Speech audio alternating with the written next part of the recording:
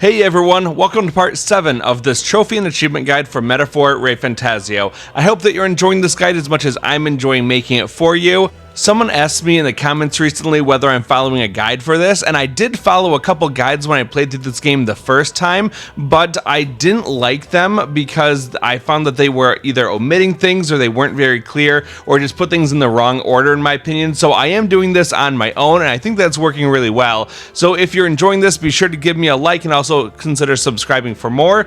And with that, let's get right into it. We got a lot of things to do. So we're going to find ourselves now in the afternoon of August 9th. It's always a good practice to start every day by heading over to the Gauntlet Runner and using the pantry to get your daily supply of free cooking ingredients. So we'll do that first, and then after that what we're going to do is we're going to fast travel over to the Merchant's Bazaar area in Brylehaven.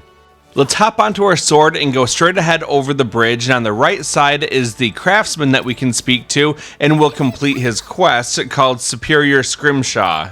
We'll get 25,000 Reeve as well as 4 points toward the Courage Royal Virtue.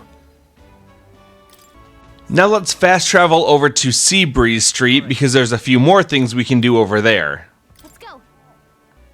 Yeah? Starting off, let's go straight forward and there's going to be a man in front of us. He's right by this flock of birds. We're going to talk to him and we're going to answer 2 questions for him after we agree to help him out. The first answer that we have to give him is 4 puppies were born, which is option 3. After that, we're going to go with option 2, 1 candidate was young. There are no trophies or achievements or even quests related to this, it's just a free source of 5,000 Reeve. Now let's hop onto our sword and go over toward the left a little bit, and we can talk to the sullen man over here by the railing. He wanted the toothbrush of Hygienia. We'll give it to him and we'll complete the dental distress quest, getting 15,000 Reeve as well as 1 gold beetle. After that, we're going to fast travel over to the recruitment center, which is attached to the Merchant's Bazaar area. So you can go either straight to the recruitment center or go to Merchant's Bazaar. Either way, once you're here, go talk to the recruiter dispatcher and you're going to complete the quest called Grieving Ghost of the Goblet. We get 52,500 Reeve as well as 4 points of courage, but what's also interesting is that he will let us keep the chalice that we got after defeating the Fatalich, which is good because we're going to have to turn that in for another reward for a different quest. So let's go ahead and fast travel over toward the arena front wharf. And once we're here, we're going to go up to the top area. You can already see the quest marker for the man up top. Let's go speak to him. This is the brewer. He's the one who wanted the Chalice of Legends, so we'll turn it over to him, and then that will complete his quest, and it's called The Chalice versus the Brew. We get 7,500 Reeve and 1 miraculous mead.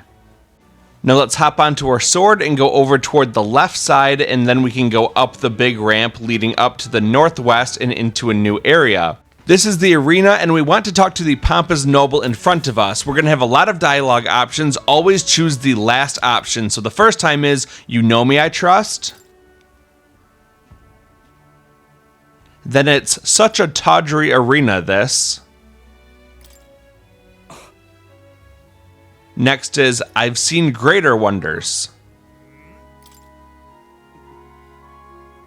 And then, "You know the Forsaken Tower?" And finally, "I'd like the deed." This deed is related to a request by the overfamiliar man in the Night Prowler area. So once you have the deed from the Pompous Noble, we can actually go and complete that other quest. So let's fast travel over to the Night Prowler area and we'll go speak to that overfamiliar man. Now he's just to our left when we arrive. We'll talk to him, give him the deed, and we will complete the quest called Deeds and Diversions. We get 10,000 Reeve and a new piece of gear that boosts our magic stat by 3. After that, we're going to go into our follower menu by hitting the left directional button and then choose to speak to Strohl. We're going to teleport directly to him, we'll get to talk to him, and then we'll be able to spend some time with him, which will allow us to rank up with him. Once we do this, we will have completed his personal side quest and we will have reached rank 8 with him, which is the maximum rank. We get 3 abilities, Science, Essence, increasing our skill inheritance slots for the warrior lineage to 4. We get Slayer of Humans when Strohl attacks a human type monster, his critical hit rate increases greatly, and Grand Fantasy, Strohl is ready to acquire a new heroic embodiment. That doesn't mean a whole lot to us right now, but it will in a little bit. It's now August 9th at nighttime, and you might get a notice that Alonzo wants to speak with you. So let's pull up that follower menu, and we're going to scroll down to Alonzo. We'll choose to go and speak with him. We will teleport directly over to where he is, which is on the bench directly in front of us. Once we speak to him, then we will choose to spend the time talking to him, and once we do that, we will rank up with him as well. This is going to be rank 3 with Alonzo, and that gets us the Scion skill, increasing the number of inheritance slots we get for the Faker lineage. It's now the afternoon of August 10th, and it's Idols Day, which means that we can get a free point to our luck stat if we travel over to the Gauntlet Runner and then use the toilet on our left side after turning around. So let's do that, and then after we get our +1 point to our luck stat, we're going to go right across the hall and interact with the pantry to get our daily supply of cooking ingredients. Now we're going to go take on a challenge at the Coliseum, and what we have to do is to fast travel over to the Varmarino Coliseum, and that is where we spoke to the Pompous Noble a little bit ago. Let's go forward. There's 2 people behind the counter on our right. We want to speak to the first one we get to, called the Spirited Receptionist. They have the quest marker above their head. They'll talk to us about the ranked leagues. We'll say I'm in, and then we will start the quest called Defeat the Coliseum Monster. This requires us to only defeat 1 monster, and we can do that pretty easily. So let's just talk to that person again and say I'm ready to go, and we're going to then be in a fight against this Cragman Jula. It's definitely a stronger enemy than most that we've faced before. It's level 45 with 4,500 HP, and it is only weak to strike attacks, which we don't have a whole lot of. Luckily, we can get around that by hitting them with Assassinate and Gold Attack, and then we can also try to use a synthesis ability like Hammer of Justice to give him another weakness to piercing attacks. He is normally resistant to piercing and slash damage, and he will completely block ice damage, so don't even bother with that one. Luckily, if we hit him with some strong neutral damaging attacks like the Assassinates and the Gold attacks, it goes pretty quickly to eliminate him, and you don't have to worry about any damage that he inflicts on you because we will just be healed up anyway. We got enough experience in that fight to get the protagonist up to level 34, so let's choose our stat allocation here. I'm going to give him 1 more point into magic, raising that up to 27. Hulkenberg also hit the maximum rank of rank 20 for her Magic Knight, and she gets a permanent +3 to her endurance stat. After some more dialogue, we do complete the quest called Defeat the Coliseum Monster, and we get 25,000 Reeve as a reward. It's a good thing we're getting so much Reeve as rewards because we're about to spend a whole lot of it in the very near future. It's now the night of August 10th, and we're going to be inside the Brilhaven Tavern once again. Let's go ahead and pull up our follower menu and see that Heismay wants to speak with us. So we're going to go and choose to speak with him. We'll be teleported directly to where he is, and we will go and speak to him and choose to spend some time with him. Do me a favor and let me know down in the comments which of these characters that we're spending time with has the best and most interesting story to you. Well, after we spend time with Heismay, we do reach rank 6 with him. We get Scion's Merit, increasing our skill inheritance slot for the Thief, as well as Battle Hypnosis, so that we gain as much experience with Heismay even when he's not in the party. It's now August 11th in the afternoon, and this is going to be an interesting day, but let's start doing our normal routine by heading over to the Gauntlet Runner and getting our cooking supplies from the pantry. After that, we're going to fast travel over to the Varmarino Coliseum because we're going to take on one of the Coliseum challenges, and that is to defeat 30 battles in a row. Well, let's go ahead and get set up for that. We're going to go into our menu and then go to the Archetype menu. Because Hulkenberg got up to the maximum rank with that Magic Knight, we're going to switch her from the Magic Knight over to the Mage Archetype. Let's choose to channel the mage and we will automatically be equipped with the best equipment. Now let's look at our inherited skills. Because we have to fight 30 battles in a row, we really need a good and reliable source of healing our party, and Metaline is the right answer for this. I also want a good source of piercing damage because we're no longer that magic knight, so using something like Heavy Rush is a good option for us here. So after you've got Hulkenberg set up with Metaline and Heavy Rush, let's go ahead and look at our other party members to make sure that they are set up properly. And we'll start with our protagonist. He's currently equipped with a Mastered Merchant archetype, and we want to switch him over to the Magic Seeker so that I have access to good wind-based damage. And we also want to give him 3 inherited skills. I'm giving him Bot for fire coverage, Blizz for ice coverage, as well as Conde so that he can hit electric damage as well. So this gives me access to pretty much everything that I need in order to be effective in the coming fights. We'll go ahead and look at Strohl. He's currently equipped with the General. I'm going to give him Raging Edge, Batra, and Blizz. And then I'm going to look at Heismay, and we want to keep him on the Assassin. That gives us access to Dark type attacks, and we're also going to switch up his skills a little bit. I'm going to give him Bot, Blizz, as well as Homo as his 3 set skills. And now we have a way to hit basically everything's weakness. The only thing we're really lacking is a good strike attack, but that's fine. We've got other ways around that.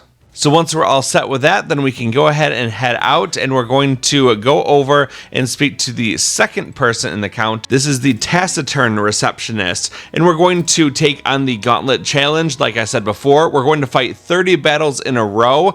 There's no healing or anything in between there, but you can use items if you need to, and honestly, we'll probably have to use some MP restoring items as we go through. Throughout these 30 fights, you'll be fighting the same types of groups of enemies, but the order that they appear might be random and different from what I'm going to show you. The first opponent that I got is this Kaimenza. He is weak to wind-based attacks. I can just start off the battle by hitting him with an Assassinate. And Strohl has a new synthesis skill called Ice Wolf Offensive. It does extreme ice damage to one enemy. So let's go ahead and use that, and that should be enough to finish off this first enemy. This probably used way too much MP, especially this early on in the challenge, so might not want to do this, but at least it was one more use of our synthesis skills. Remember, we have to get 50 unique uses throughout the course of the playthrough. You can level up in between rounds, and after you complete a round, Gallica will tell you how far you've made it. Just choose that you want to keep on going and go into the next fight. So this one, I'm encountering a couple of these large flower enemies. They're going to be weak to fire, so go ahead and hit them with that, and you can take them out pretty easily. Those bird enemies called Raptor Corvos, they are weak to piercing damage, but we can also take them out with our new synthesis skill called Gacyclo. It deals medium wind damage to all enemies. It's a great way just to clear all of these weaker enemies. So whenever you get a group of weak enemies, Gacyclo is a great way to clear them all out quickly, and it doesn't even use up that much MP. Alright, let's get our rewards and then move on to the next fight, which is going to be round 3. This one's pretty similar to the last battle, except I don't have Raptor Corvos, I've got these moths in the back. Once again, the plant-looking thing is weak to fire, so hit them with that. And then just to save a little MP, I'm having Strohl just use a physical attack to finish that enemy off. And all these moths are weak to wind, so a Gacyclo will not only do lots of damage to them, but it also hits all of their weakness. So a good way to clear them all out quickly. Let's hit them with Gacyclo and then move on to the next fight. I'm not going to show every single fight of these 30, I'm just going to show you the unique monsters because there is a set list of monsters that you can encounter, but you encounter them at different points and sometimes in different configurations. So here's another unique enemy, it's an Orgo. We fought these guys before. Of all of the enemies that we can fight in the arena, I think that these guys are the toughest, so you really don't want to see too many of these because you're going to blow through a lot of MP trying to take them out. They are only weak to darkness, and if you try to use something like a slash or a pierce attack or a strike, it's not going to go well for you because they resist all of that kind of stuff. So really just attack them with magic. It does use up quite a bit of MP, however, which isn't so good, but we got to take care of this guy quickly before he really starts to bring the pain to our team. But even if we do start to take on some damage, all we have to do is make sure all of our party members are in the same row, either the front row or the back row, and Hulkenberg's Meta Line ability will be able to heal all of our party members up. So it's a very good way to get all of our party members back to full health if they start to take some extra damage because these fights are dragging on.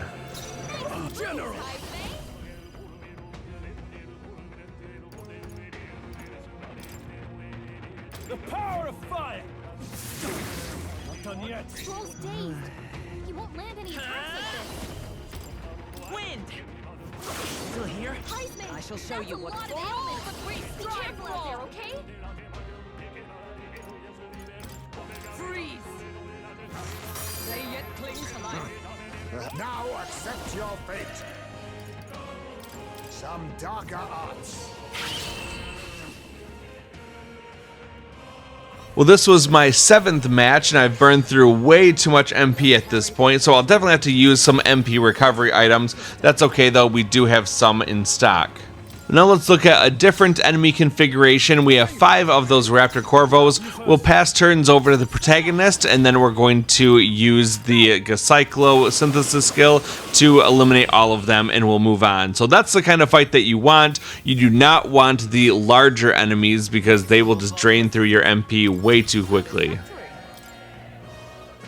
So let's look at another battle here. We have a Guptoros. We fought lots of these guys already. Their weakness is either ice or piercing attacks, so everyone should have access to a good ice skill. We'll just keep spamming those things and he'll go down without too much of a fight.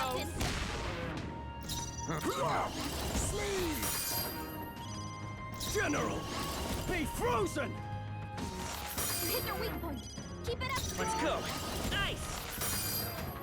I for all the three strive for. Well, that wasn't too bad. We even got an unscathed triumph out of it. And now I'm going to skip ahead to round 30. There's nothing special about the round 30 monster. It can be any of the monsters that you've encountered already. And I did encounter this guy earlier. They are weak to the electric element. I just didn't show that fight because I knew that I'd be showing them for round 30 instead. And I didn't want the duplicate battle. So what we want to do is just use physical attacks from Heismay and Strohl to save on the very low amount of MP we have.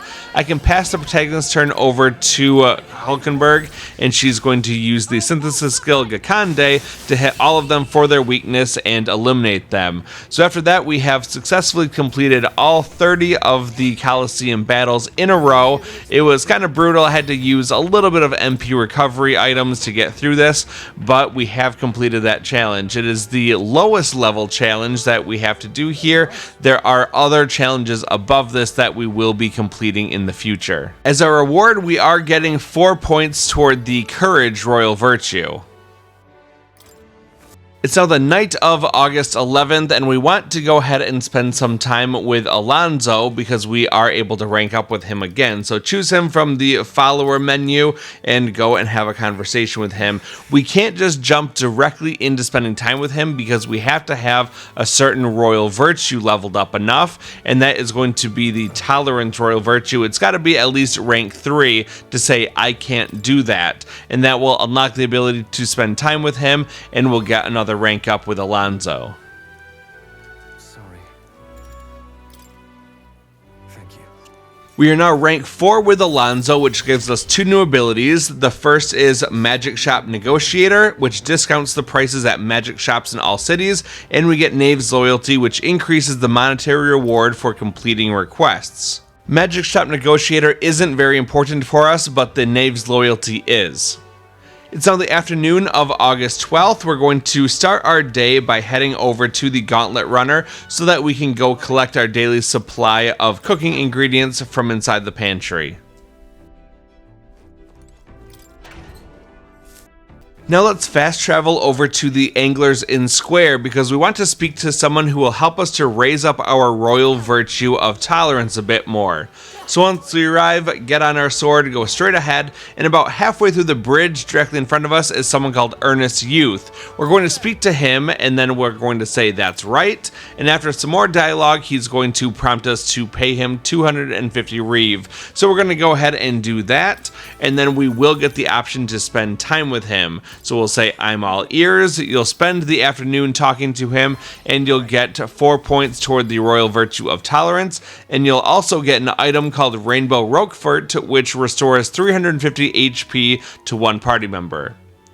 Now it's the night of August 12th, and we want to do kind of the same thing as what we did before, only with a different person. So let's go ahead and leave the tavern, and we're going to hop onto our sword and travel toward the north. We want to go across the bridge, then over toward the right, go down the stairs, and at the base of the tree in front of us is a masked woman. So we're going to speak with her and choose to spend some time talking to her.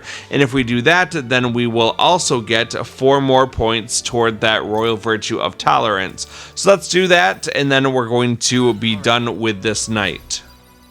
There is also a lot of story stuff that's going to happen over the next day or so, so I am going to be skipping all of that story stuff, and we're going to resume when we are once again on our sword. And this time what we have to do is we have to blade ride on the outer walls of the Charadrius. What you need to do is aim toward the lights on the wing in front of you. If you don't aim properly, you'll fall off and get a game over. So the first 3 jumps are basically just straight ahead of you. And after you do that, then haul way to the right side to make the next jump. Then go basically straight ahead on the next one, and then a little bit more over toward the right. That completes the first section. You'll jump into the moon. The second section is very short and easy. Just go toward the left on both of the jumps. And let's go left one more time. And that completes the section. I'm going to skip a little bit more of the story stuff, and we're going to find ourselves inside of the study. There are green dots all around the room, and they show up as quest markers on the mini-map. So we're going to start by going down the stairs and interacting with this bookshelf. After that, we're going to turn around and we can go over to this map. Then we're going to go to the back and look at this portrait. We can go forward on the left side and look at this bookshelf.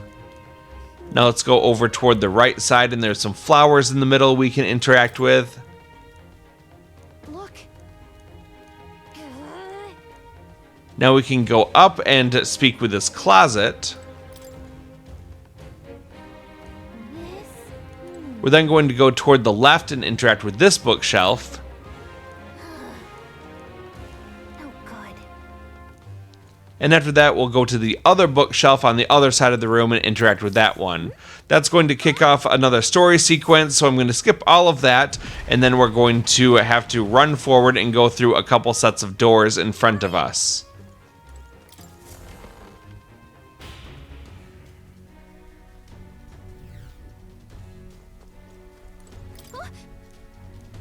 Ready? Once again, I'm cutting out a lot more story stuff, and then you're going to be outside and you'll be put into another boss fight. The first part of this fight doesn't really matter because you're not even able to do anything. It will automatically pass your turn. The enemy will attack a couple times, and then it's going to be another story sequence with some good cutscenes, and then you're going to be in the second part of the fight.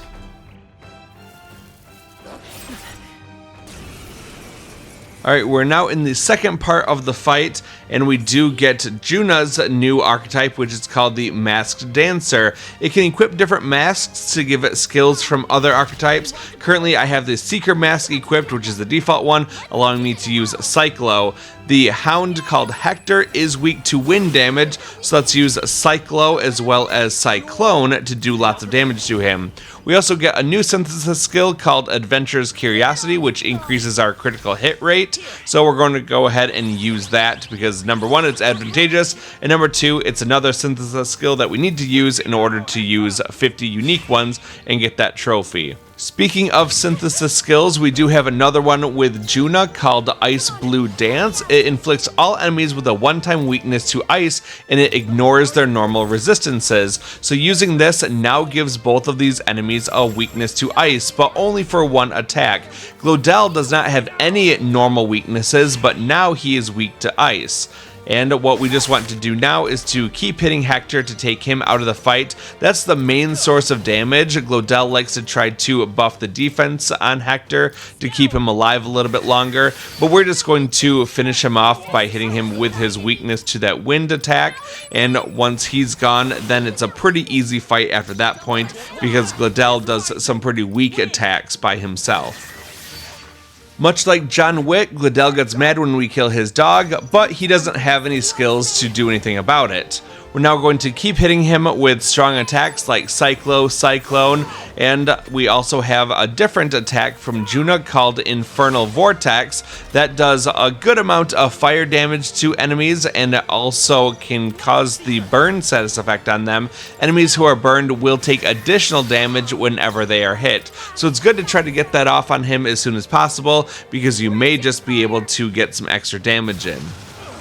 Also, feel free to use that Blizz spell on your protagonist, because like I said earlier, he does have a weakness to ice now, so we can use that to hit him for a weakness, and then we can follow that up with some more stronger attacks, and that will basically end the fight. All in all, I think that this is a very easy fight, and probably the developers intended it to be easy just because you only have a party of 2 people, and they really want you just to play around with that Masked Dancer's new abilities to get a feel for it. And that's going to conclude this fight. We do get a fair amount of experience and archetype experience, and then we get a little cutscene where we also get a new trophy called On Knife's Edge for completing the Skyrunner Charadrius. I'm now going to skip over a lot of cutscene stuff after this, and we will find ourselves back in the Gauntlet Runner with a new ally, Juna. Additionally, we do get a new rank with Gallica, and this is going to be rank 5, giving us Mage Veneration, which reduces the cost of studying the Mage archetype. And again, I'm going to cut out a lot of story stuff, and we will find ourselves on Sunlumio Street inside Grand Trad on the night of August 13th. Let's hop onto our sword and go forward down the street until we see Juna on our left, and right when you see her, turn left and go inside of the church. A lot more story stuff happens here, and then we find ourselves on the Gauntlet Runner on the night of August 13th. We want to head over to the pantry first to get our cooking ingredients because we didn't do that earlier in the day, and now head a little bit further down the hallway and use the beds to rest, and that's how we're going to spend our evening. More story stuff happens here. I'm going to skip all of that, and then we're going to find ourselves on the streets of Brylehaven in the afternoon of August 14th. We want to go around the corner and into the nearby tavern, and then we want to go over and speak to the person behind the counter at the top. She's going to give us some information about a person who may have some interesting information for us. He's going to be over in the Merchant's Bazaar area, so let's go ahead and fast travel over to the Merchant's Bazaar so that we can go talk to that individual. Let's go. We'll get onto our sword and go straight down the road all the way to the end, and when you get to about the podium area, turn toward the left and go down the ramp. Then the game will automatically put you into a cutscene, and you'll go through a lot more story stuff. After that, then you want to just go forward, talk to Nuris on the left-hand side, and we're going to choose to go with him and just say, I'm good. And after that, we're going to select our next destination. It's going to show us where we're going to go, which is way down toward the south in a place called Virga Island. So we want to select to go there, and we will be on our way and start making progress over toward Virga Island. It's still going to be August 14th in the afternoon when we take control of ourselves inside the Gauntlet Runner. We do get to notice that we can do fishing with Heismay, which is important for getting some good cooking ingredients. And speaking of which, we're now going to turn around and go into the pantry to get our daily supply of cooking ingredients. And then we're going to go next door into the kitchen to interact with the cooking table. We will get some new recipes at this point, and we want to look at the list of things that we can cook because we should be able to do at least one of them. If you can cook something like the precision fermented ribs, go ahead and do that. I just don't have the fiend flower nectar that I need. That does drop from an enemy inside of the Man-Eater's Grotto, but you can also buy some in the next town, so I'm not worried about that. I'm going to cook this Cursed Love Ballad. It doesn't matter what order you cook things in, just cook something that you haven't cooked before at this time. You should be able to do that.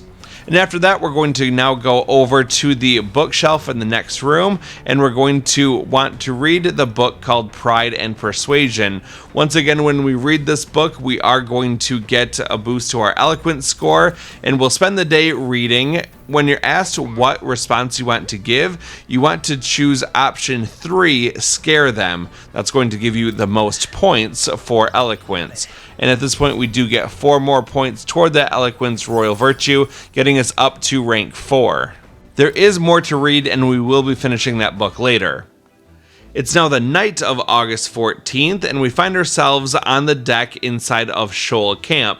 What we want to do is to go forward and interact with that campfire to get our cooking supply insect, and then we're going to head back down inside the Gauntlet Runner, and we want to do a little bit more reading. So make your way over toward the study, and then go ahead and interact with that bookshelf. Let's go ahead and read Pride and Persuasion one more time so that we can complete reading this book, and we're also going to get a bonus toward our Eloquence score. When asked which response you want to give, choose option 1, which is going to be Plead with Them.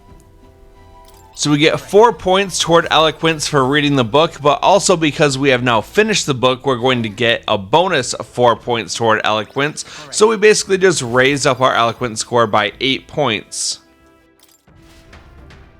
It's now August 15th in the afternoon, and because it's Idols Day, it means that we can get a permanent +1 bonus to our luck stat. So let's go ahead and use the toilet on our left first, and after we get that +1 bonus to luck, we'll go across the hall and we'll use the pantry to get our daily supply of cooking ingredients. I don't have enough ingredients to make anything, but if you do, stop in at the cooking table and cook one of the dishes you haven't cooked yet, and then go over to the next room, interact with the bookshelf, and choose the book called Top Secret Poetry Do Not Read. This is a new book that Juna put on our bookshelf, and once we read it, we will get +5 to the Royal Virtue of Courage. There are no questions or anything with this, just reading it is enough to get all 5 of those points. After that, we arrive at a new destination called Towering Seawall. Just for visiting this place, we're going to get 4 points toward our Wisdom Royal Virtue, and Nurse is going to create a new drawing that we can give to Maria.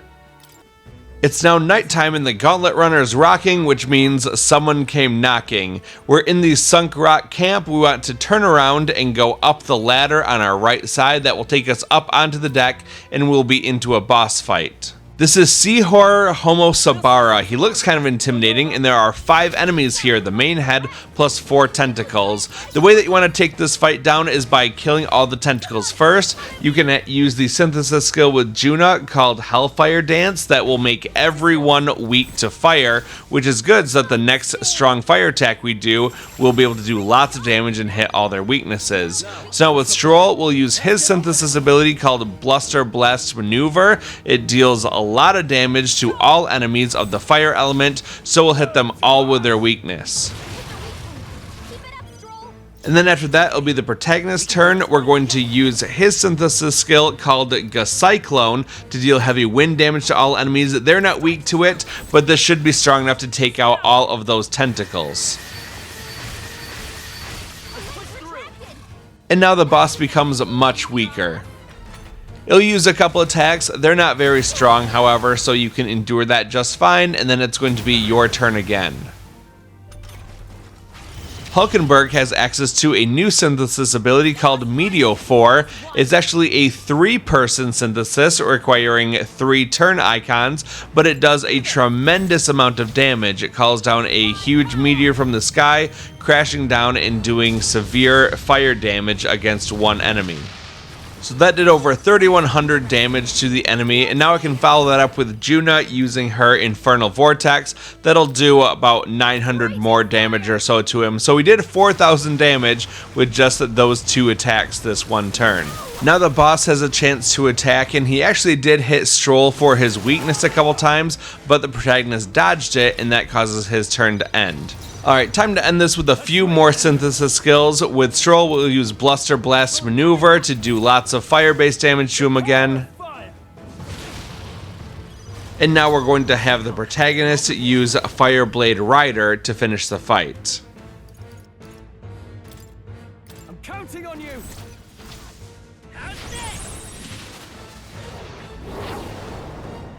And that's really all there is to this fight. His weakness was electrical damage, but I didn't have to use that even one time because I can create my own weaknesses thanks to Juna's Masked Dancer. With this enemy defeated, we get tons of experience and archetype experience, and that was enough for our protagonist to get up to level 36. I'm going to give him 1 more point into endurance to keep it tied with agility. Nice. I feel strong. I continue. Marvelous. I feel It's now August 16th in the afternoon, and we want to start our day as we normally do by heading over to the pantry and getting our daily supply of cooking ingredients. But today is a special day because if you spend time with someone, then you will get an accessory. And while you equip that accessory, that person's stats are all increased by 5 points, which is really good. You can spend time with anyone you want to. It doesn't have to be Gallica. I'm just choosing her because she's already right here and I don't have to hunt her down. So again, choose whoever you want to, spend time with them, and then you're going to get the rainbow scale accessory. And again, equipping that on a person increases all of their stats by 5 points. It's the night of August 16th, and we're going to be inside the Islet camp. What we need to do is just to go forward and interact with the campfire to get our cooking ingredient insect. This one is red, which means that it's a Dream Eater moth. If it was blue, it would be a Luma bee. Now we're going to go back down inside the Gauntlet Runner because we're going to do some more reading. So head over to the study area, interact with that bookshelf, and we're going to read the book called Top Secret Poetry, Do Not Read. This is going to give us 5 more points toward our Courage Royal Virtue. There's no questions or anything that you have to answer. You only have to read it to get that reward. At this point, we've gotten enough points in Courage to get to rank 4. Now at this point, there is a lot of story stuff that happens, so I'm skipping over all of that until we get to the afternoon of August 18th. Let's get on our sword and then go over toward the left. We'll go right through this group of birds, and there's going to be a gold beetle over here, kind of by these trees and weird egg things in the background. Now let's keep going over toward the west and follow the path around. What you want to do is stick toward the left side, and that will take you over to a building. We're not going to go into it. What we want to do is go around this building called the Golden Deer Hearth, and around back is going to be a gold beetle. So let's pick that up, and now we're going to go back the way that we came, and we're going to continue on toward the north. There's going to be a wooden path, and to the right of that wooden path is a ladder. We're going to climb up the ladder to get to this top row, get back on our sword, and then we're going to take this pathway all the way to the other side. So let's just zoom over there, and when we get to the far end, there's going to be another ladder, and we can take this up all the way to the top section. Once we get up top, turn toward the left, and there's going to be another gold beetle right in front of you. So grab that one, and then head back down the ladder that we just climbed up. We want to go down the path, and we want to stick over toward the left side where there's these people talking. There's also a gold beetle. This is right behind the large dragon statue.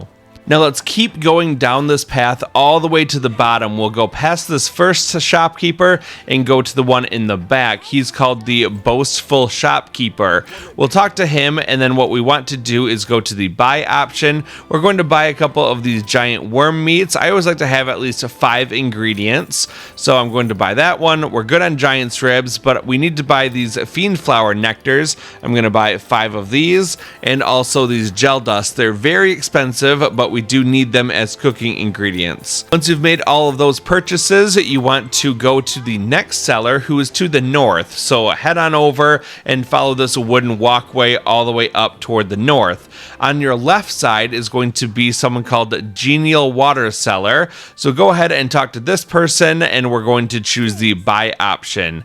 There are a couple things that we want to buy here. The first is the Queen's Honey Jar. They've got 2 of them in stock, so purchase both of those, and then also purchase these fruit cordials. After that, we're going to continue on toward the east, and we're going to go down until we can get to our next shopkeeper.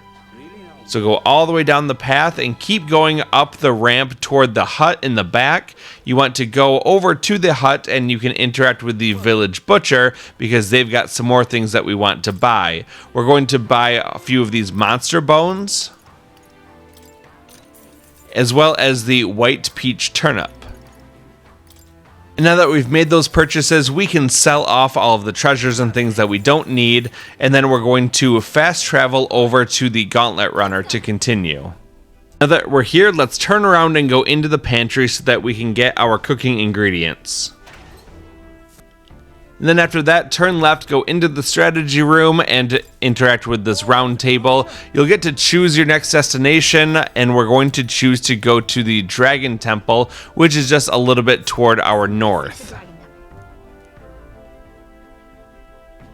Now then. So once we lock that in as our destination, we're going to be traveling. You would pursue peril.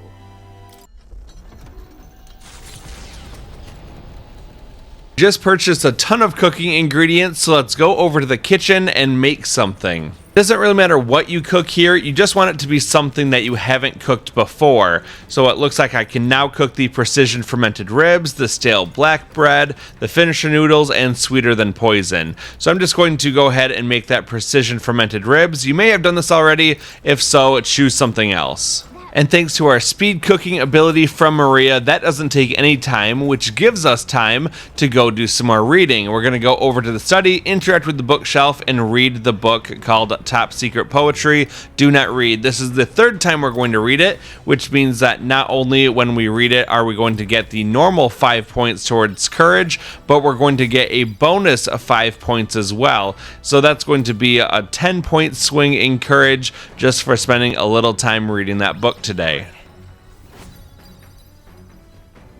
And now we're going to arrive at our destination, which is the Dragon Temple. It's our next dungeon, but we're not going to do it yet because we can't. In fact, all we can do is just to get on our sword and go all the way up toward the north until we get into a series of cutscenes, and then that will end the day. It's now the night of August 18th, and we're going to get a new quest called Ancestral Solution, where we have to obtain something called a Potion of Blight. Now on August 19th in the afternoon, talk to this gossipy man, and he'll tell us something about the Potion of Blight, and that is if we head over to the informant, we can learn more about it. Talk to the nearby dejected man to get a new quest called Peak Curiosity, where we have to go to the Spire of Blind Faith. We don't know the way there, but if we talk to the informant, we can learn the way. Now we're going to follow the path around toward the west, and straight through the crowd is going to be another person that we can talk to called Enthusiastic Woman. She gives us an unappraised igniter and gives us the quest called The Price of Hope. All we have to do is go to Brigida's shop in Sunlumio Street to get that appraised, and then we'll be able to complete this quest. Now let's go into the nearby Golden Deer Hearth, and this is where the informant is going to be. We'll just run straight ahead and purchase the things that he's selling. First piece of information to buy is Monsters of Dragon Temple to learn about their weaknesses when we go there. Then Phantom Avian of the Spire. This is going to bring up the map to show us where that Spire of Blind Faith is.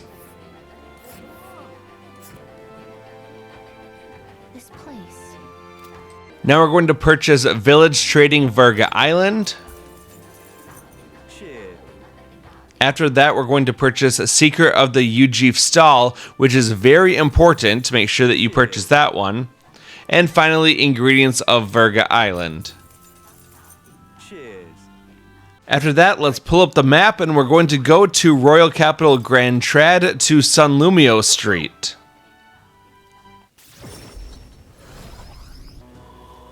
And now we're going to hop onto our sword and go further down the street toward the north. Stick over to the right side because we're going to go into Brigida's shop on the right. Woman in Verga Island gave us an igniter to have appraised, so let's go over to the igniter merchant. But when we speak to him, we actually aren't going to use the appraise option. Instead, we want to use the listen option because that is how you advance the quest line. All we have to do is to keep talking to him and choose option 1 every time until he gives you some items. Right? Splendid. Okay then. Alright, after that, let's go ahead and leave the shop and we're going to go back out onto the street. Let's hop onto our sword and turn toward the right so that we can go north along the road until we get into the next area, which is the Regolith Grand Cathedral area. Now let's go forward and stick toward the left side so that we can go into the recruitment center.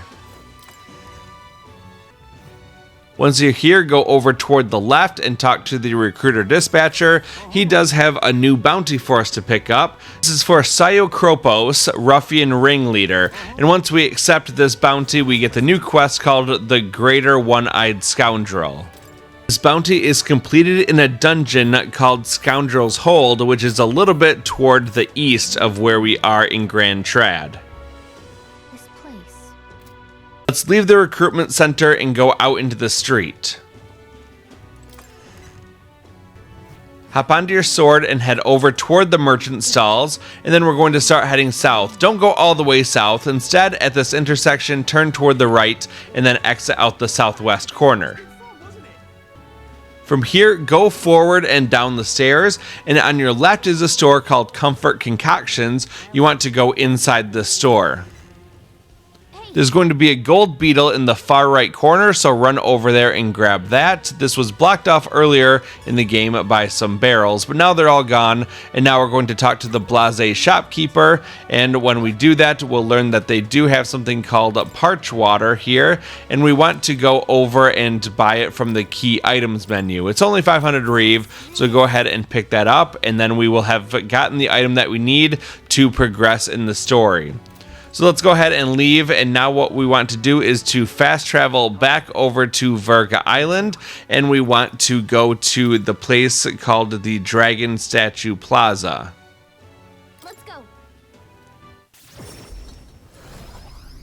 Let's talk to the man in orange in front of us, and he's going to help us complete the quest called Ancestral Solutions, and we'll get the Potion of Blight as a reward. This gives us access to the Dragon Temple when we go back. Let's turn around and go talk to Juna. She's going to tell us about what's troubling her, and we will tell her to go on. And then after some more dialogue, she's going to give us a new quest called Save the Morning Snakes. In order to complete this quest, we need to defeat a monster inside the Orbwise Path, which Juna will conveniently put onto our map for us. It's along the sea route a little bit to the north. Now let's fast travel again to another location called In Well, and when we get there, there's going to be another person that will give us a quest. If we turn a little bit toward the right, they are right ahead of us. This is the Horse Fisher Crone. They give us the quest called A Guiding Gift. We need to collect at least one, but hopefully 3 polar stones, which are located inside the Dragon Temple. Because we get that igniter appraised inside of Brigida's shop in Grand Trad, we can now complete that associated quest. We want to travel west along the path and go through the crowd and talk to the enthusiastic woman over here. We get some really good rewards for completing the Price of Hope quest. We get a Gleaming Crystal, another accessory that boosts our stats, 15,000 reeve, as well as 4 points toward our Wisdom Royal Virtue. Now it's time to do some important, albeit expensive shopping. To do that, we're going to fast travel over to Port Brilehaven, and we're going to choose Seabreeze Street as our destination.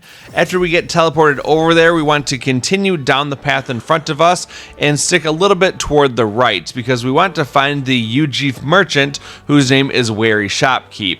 After a lengthy dialogue with him, we'll learn that he sells some interesting things, and they are called white masks, and we can use use those masks in order to create other masks for the Masked Dancer archetype. Each mask costs 25,000 Reeve, and you can only buy one of each of them each day, and the stock that he offers changes based on what day of the week it is. We're going to go through and purchase one of every mask so that we have a good inventory of them. Eventually we'll be using these in order to create all of the masks for the Masked Dancer, and that helps us to get a trophy. So this will be kind of a lengthy process. You also get white masks in dungeons and by defeating things, so we will be getting them naturally, but this is a good way to jumpstart your mask collection. We went back to the Gauntlet Runner, and now we're going to use the round table to choose our next destination to travel to. We'll choose Route Map, and we want to find the Dragon Temple and go there. Because we're in Port Brilehaven, we just have to go a little bit toward the east to find the Dragon Temple. So choose that, lock that in as our destination, and we're going to get moving. We haven't gotten our cooking ingredients yet for the day, so let's turn around and use the pantry to do that. After that, let's do some more cooking. We'll go over to the cooking table, choose another recipe that you haven't made yet. I'm going to make this stale black bread.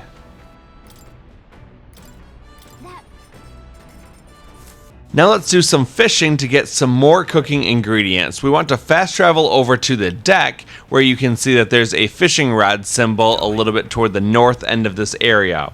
Once you arrive, go ahead and interact with that fishing gear, and you'll be prompted to spend your time fishing. Heismay is going to join us with that, and every time that you go fishing, you have to choose a bait. We've got some of these tail baits, so let's use that. Similar to when you cook with Fabienne, you'll be given a scenario and you have to respond to it. If you're feeling queasy, you should think like a fish. If you're tired, give in to nap time, and if nothing's biting, then thrash and splash. Because we're feeling queasy at this time, I'm going to choose think like a fish to get the best rewards. The correct answer changes depending on what bait you're using, but those will always be the correct answer when you're using tail bait. Here we get the best reward. It's 1 Lord of the Lake and 2 Queen's Honey Jar, which are very important for cooking the best recipe in the game. The requirements to do fishing are you need to be in the Gauntlet Runner while it's moving, over water, the weather has to be good, and you have to have appropriate bait. So as long as you have those 5 conditions met, you can definitely go fishing whenever you want to, and we will be doing some more of that later on to get some more of those good ingredients. And at this point, as we pull into the Dragon Temple, I am going to end the video here. The Dragon Temple is huge and will maybe require a whole video unto itself. So thank you so much for watching. I really appreciate it. I will see you soon for part 8 when we tackle the Dragon Temple, and maybe a bit more if we've got some time. So see you soon for that. Until then, thanks for watching and have a good day.